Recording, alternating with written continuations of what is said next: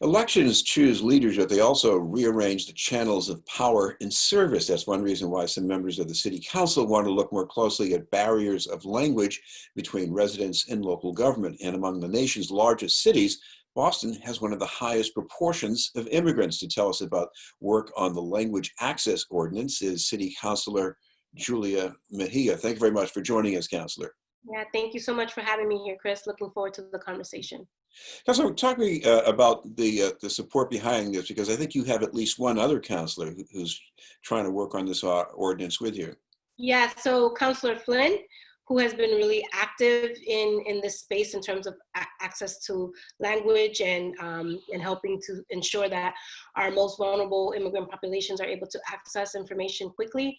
But I also want to just give a quick little shout out to Councilor Wu and Councilor McCarthy, who I believe it was in 2016 filed the original ordinance. And what we're trying to do with this specific ordinance is really create an opportunity to open it up and look at what else is missing, given what we've learned over the last few years, specifically in the time of COVID.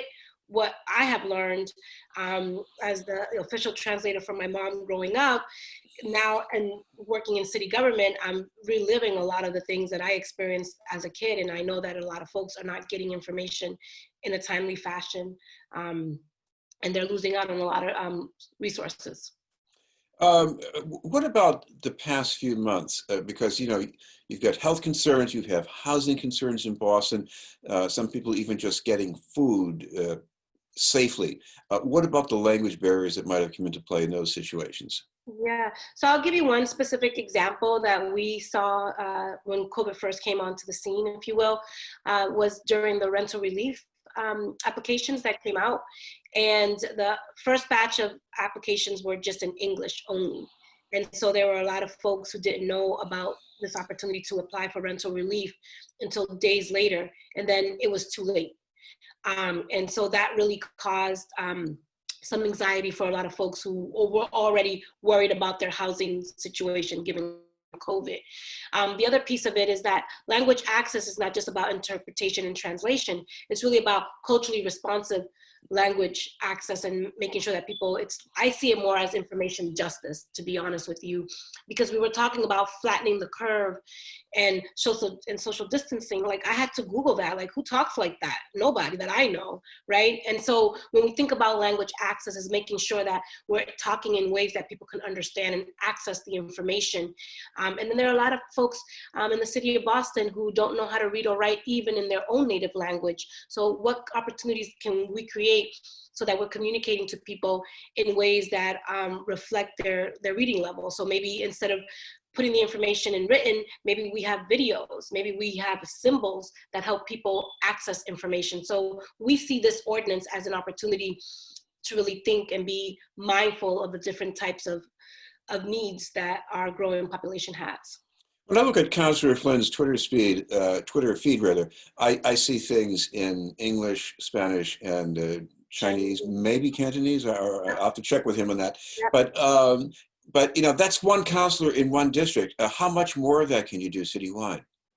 Well, this is the hope, right? I mean, we're seeing this as an opportunity to expand that language access department that currently exists. And I think it should just go beyond just city services, where I'm looking at the Boston Public Schools, I'm looking at the BPD. I mean, there's an opportunity to really be super mindful across all city departments. And that's one counselor, you're absolutely right. There's 13 council offices, right? And each counselor has a very unique population that they serve. You know, you look at District 3, we have a high population of Cape Verdeans, right? You look at District 5, you have a high population of Haitian Creole speakers. So all across the city, the language needs vary, but I think that we can increase our capacity to ensure that every single resident in the city of Boston is able to understand information in their native language. And just to get a sense of the numbers of people, I think I've seen roughly 25% of the Boston population is immigrant, at least by background. But I think more than 100,000 people have very limited English. Yes. Oh, that's 111,000. You know, I'm also right. Math deficit here, Chris. But yes, that is the right number, and it's a big population that speak less than very well. English, right? I think of like, and there's certain things that young kids should not be translating for their parents. Like I skipped a lot of school to translate for my mom and my neighbors, right? That led to interrupted education for me. And I think that we need to really look at this language access and justice is not just as access information, but also how the whole entire family is being impacted by having to deal with this issue. A crucial part of this is education in Boston, especially since so much of it now is remote. So for English language learners, and I've been in this situation, I need immersion by ear to pick up another language. What about these students?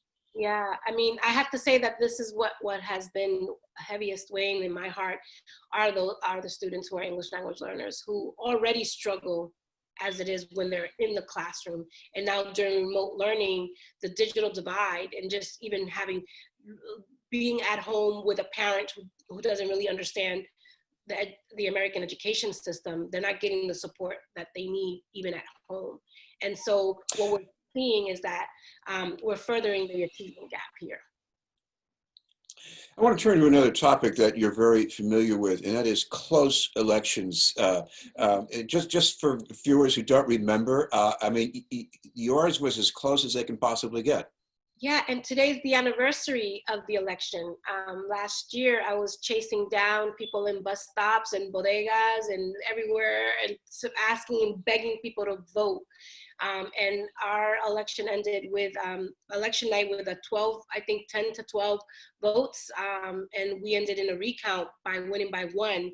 And so I still can't believe that we managed to pull that off. You know, we didn't even have enough money to send out one citywide mailer. So the fact that we were able to win by 1 vote is incredible. And I think it's just a true testament. I become the poster child for one vote wonders. And if you're wondering whether or not your vote matters, I think that I am the story that helps you understand how important every single vote is. And we're looking at what's happening on the national landscape right now. Every vote is going to matter.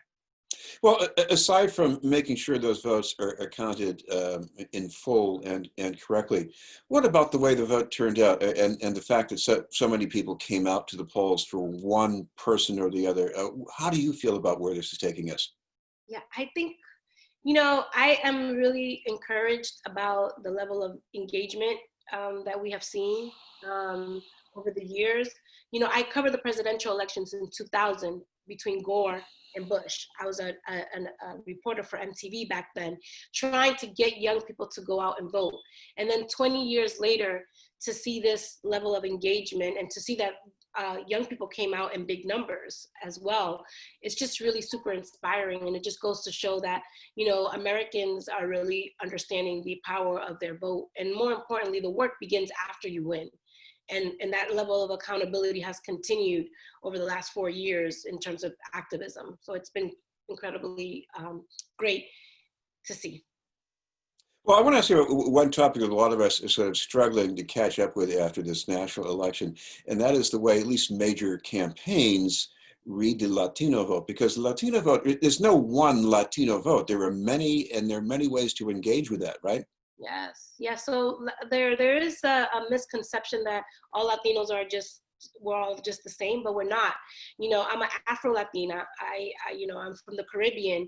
I have very different lived experiences, and I think that Latinos come in all different shades and lived experiences, and I think that speaks to who they decide to vote for. It's based on their specific lived experience, and I think that for me, what resonates, what I've learned in this election is that despite the anti-immigrant sentiments that were coming from the White House, there were some Latinos that really felt afraid of what the extreme possibility could be, right? And I think Latinos really showed up in big numbers, but they also made a statement that the Latino vote is still up for grabs, and everyone's gonna have to work just as hard for it. That there's not one type of Latino. It's not one size fits all in the Latino community. Speaking of which, here in Boston, one thing that we're still trying to respond to is the growing proportion of Latinos who are, at least in terms of Boston's profile for COVID-19 infections. The percentage has been rising for this population category, even though it's been going down for some others. What's missing, you think, so far in response to that? So I think it goes back to the language access and the communication and how we're engaging and sharing information with our Latino community. We need to really be mindful of the fact that a lot of Latinos have jobs where they are essential workers. So they're either cleaning. My mom is a food handler at a college. So she's back at work. And so every day she puts her life at risk, right? I think that that's also an issue that is driving the numbers within the Latino community. And let's face it, when it comes to housing, you know, I grew up living in households where multiple families lived, right? And that's still the case, you know, 20, 30 years later. People are sharing spaces where they need to because they can't afford to stay in Boston otherwise. And I think all of those things continue to drive the numbers in the Latino community. Well, for people who've been working at home lately, they might forget what this can mean. If you are a food handler and you're at a college where you're going to feed a lot of students, what does that mean for human contact on the job? Yeah, so, you know, my mom gets tested twice a week. And so it's a high touch type of environment that she's in.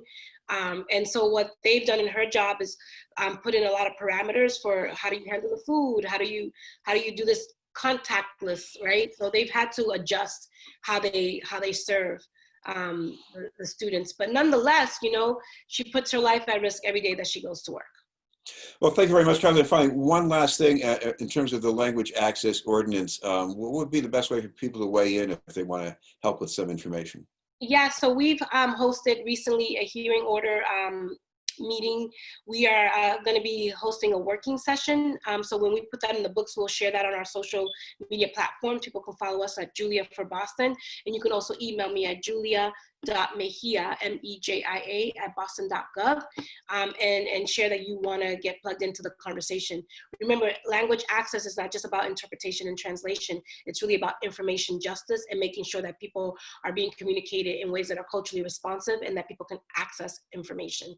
Okay, well, thank you very much for taking the time to join us. Thank you. Thank you so much for having me. Boston City Councilor Julia Mejia. We'll have more news in just a moment.